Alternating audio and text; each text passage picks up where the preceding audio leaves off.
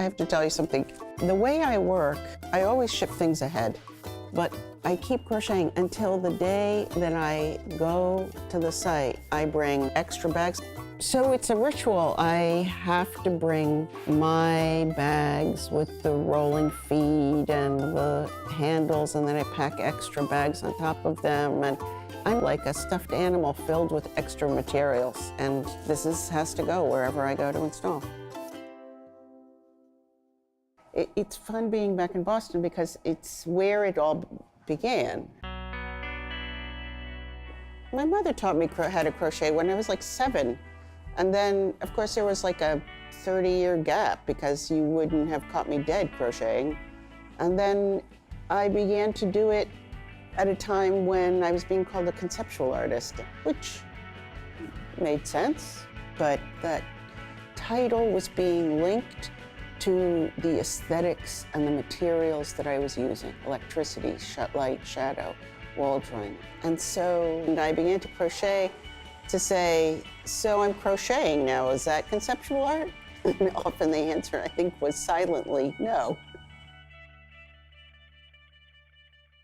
Here at the ICA, there's a rather spectacular glass elevator, and adjacent to that is a rather spectacular atrium. And this is the space that I've chosen. This space is delicious and industrial and transparent and provides lots of challenges. Can we get up to the ceiling? Here we're staging horizontal members of the installation that will hold more cascading parts. Back there, they're installing a massive I-beam that we will hang this from. While they're working on the macro, I'm working on the micro. Working in this particular kind of space with this many variables, this is something I've never done before. So this is what it means to be working in a space. It's not like one vision and you execute it down to the detail. It's responsive. It means working with the space, with the people in the space. And this is what it means to make art today. So I'm having a lot of fun. My first thought was to try to create something that could be animated by the elevator. A small piece of fiber will be attached to the top of the elevator, so the work moves just a little bit while the elevator is in use.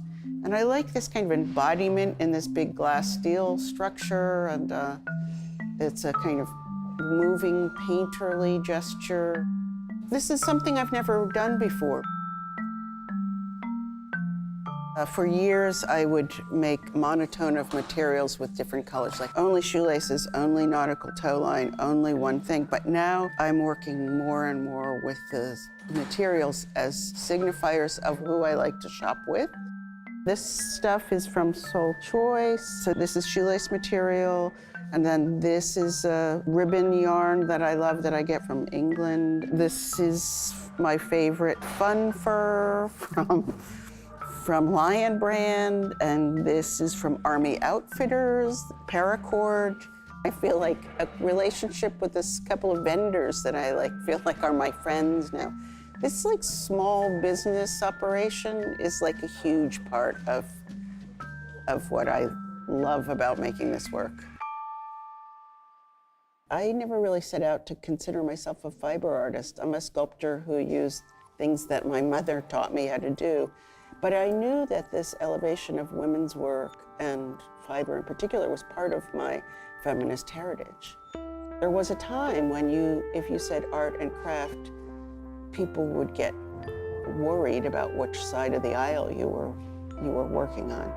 But I think a bunch of us now don't care and understand the relationship between all of those things. We were always craftspeople, we were always artists, and we're always designers simultaneously.